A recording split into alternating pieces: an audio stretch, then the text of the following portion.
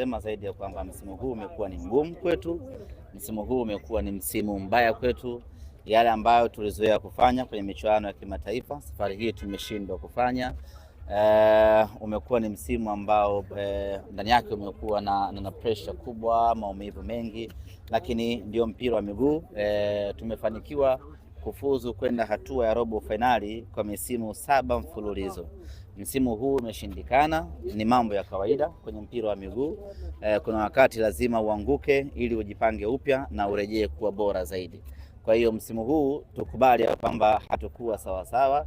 Ukiangalia tangu mwanzo kwenye safari yetu ya kufuzu kwenda hatua ya makundi, ilikuwa inaonyesha tu kwamba hatuko sawa sawa. Mechi na Gaborone, unajua namna ambavyo tulipata tabu kushinda. Mechi na Eswatini ilivyokuwa ngumu hasa hapa nyumbani, lakini mwisho wa siku tukaingia hatua ya makundi, na hatua ya makundi imekuwa mbaya zaidi. Inaweza ikawa inauma sana kwa mashabiki wa Simba kwa sababu hatujawahi kupata matokeo ya aina hii kwa kipindi chote ambacho tumeanza kushiriki michuano ya kimataifa.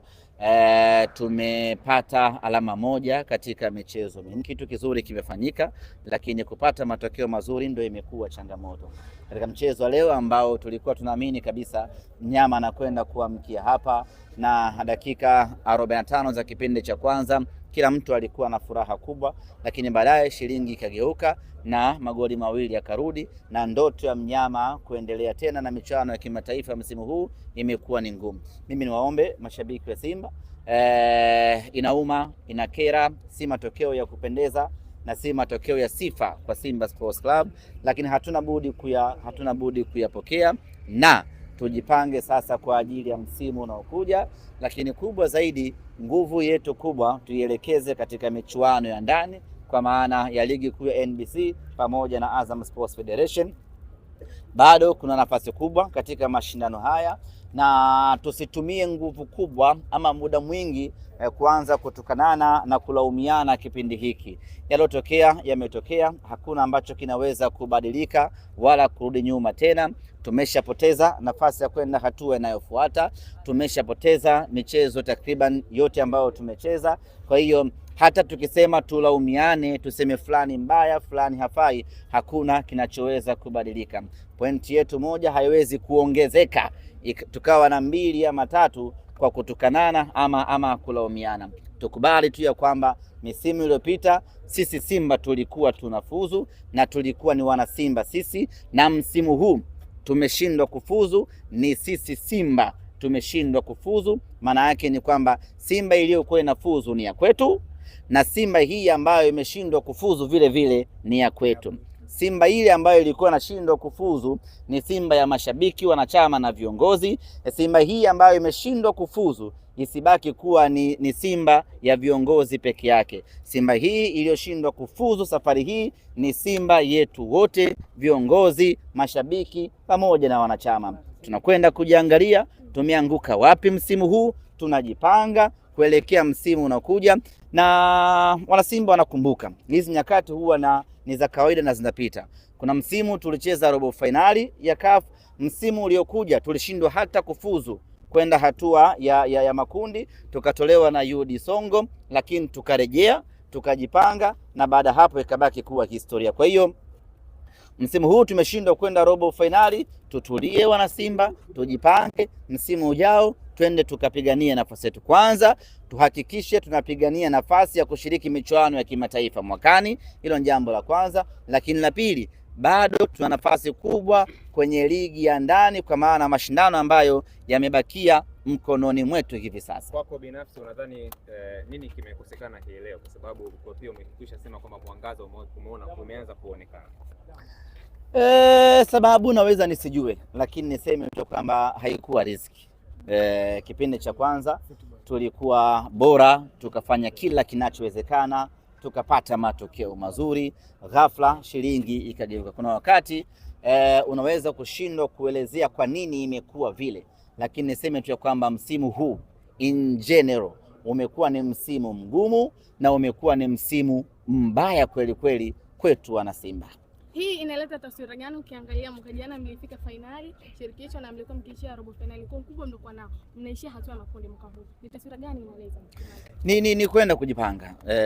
Si taswira nzuri kwa klabu kubwa aina ya Simba, hata kama tusingecheza finali msimu uliopita, lakini kwa ukubwa ambao tumejiwekea na standard ambayo tunayo, ni timu ambayo tunapaswa kufanya vizuri kila msimu. Na bahati nzuri ni kwamba tayari watu wetu wameshazoea hayo maisha.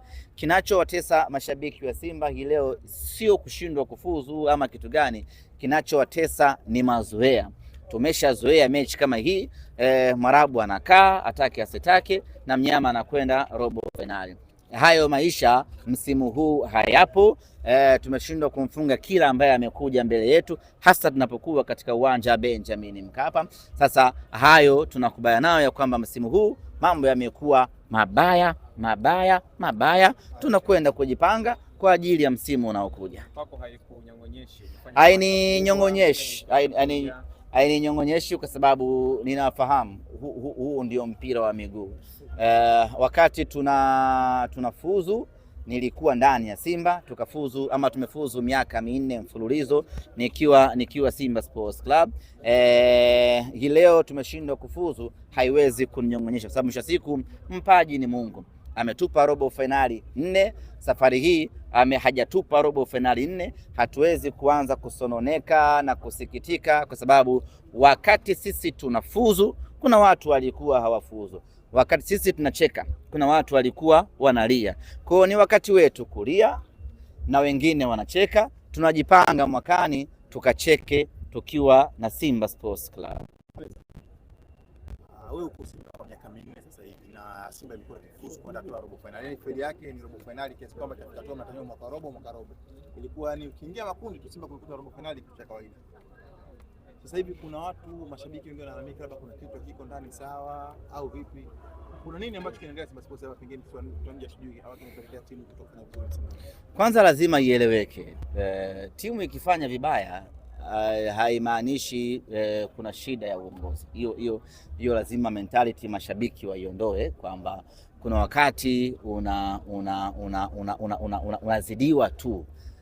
Kuna wakati unafungwa tu kutokana na ubora wa mpinzani ama namna ambavyo wapinzani wamekuja kwa msimu husika, ama pengine namna ambavyo timu yenu haiko sawa katika msimu husika. Kwa mimi ninachoamini tumehukumiwa kutokana na ubora, na ukitaka kuthibitisha hilo ni kwamba timu tayari imeshaongoza magoli 2, lakini tumeshindwa kuzuia kwa dakika 45 tu tuondoke na ushindi wetu wa kwanza. Kwa hiyo ukiangalia tu hapo unaona ni shida kubwa zaidi ya kiufundi kuliko ya kiutawala ambayo tunalazimisha ionekane kwamba kuna shida ya kiutawala. Yote kwa yote ni kwamba mimi ninachoamini ni kwamba tumepoteza nafasi yetu msimu huu ya kwenda hatua inayofuata kwa sababu ya kuzidiwa na wapinzani wetu, kwa sababu za mpira wa miguu. Haya ni mapito ambayo kila timu inayapitia ili kujipanga kuelekea msimu unaokuja. Ahmed, mara baada ya kuongoza goli 2-0, ulikuwa na imani Simba itapata ushindi leo? Yaani nilikuwa na imani kwa sababu kama umeshafanikiwa kuongoza goli 2 na zimebaki dakika 45 tu ambazo una option nyingi ya kufanya, aidha kama ni kuzuia ama kuendelea kumpelekea moto mpinzani wako. Kwa nilikuwa naamini tayari nilikuwa nimeshaanza kufurahi, na kila mwana Simba alikuwa ameshaanza kufurahi akiamini ya kwamba Simba anakwenda kufufua matumaini yake na kuondoka na alama 3 za kwanza hii leo Benjamin Mkapa. Lakini yaliyotokea yanabaki kuwa historia ya kuumiza ndani ya klabu yetu, ndio mpira.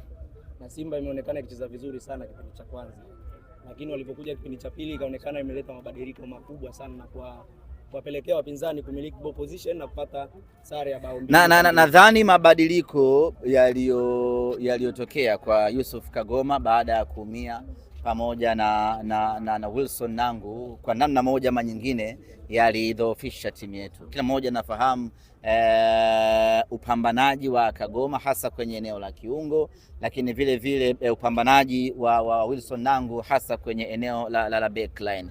Kwa Kwa hiyo kuumia kwao kukapelekea mipango mingi ya kiufundi kubadilika, na kama haitoshi wapinzani wakaweza kunufaika na advantage hiyo.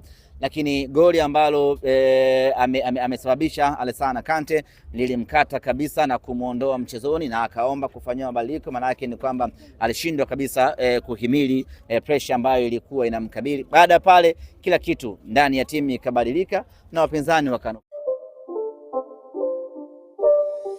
It's not a game, it's a rich thing.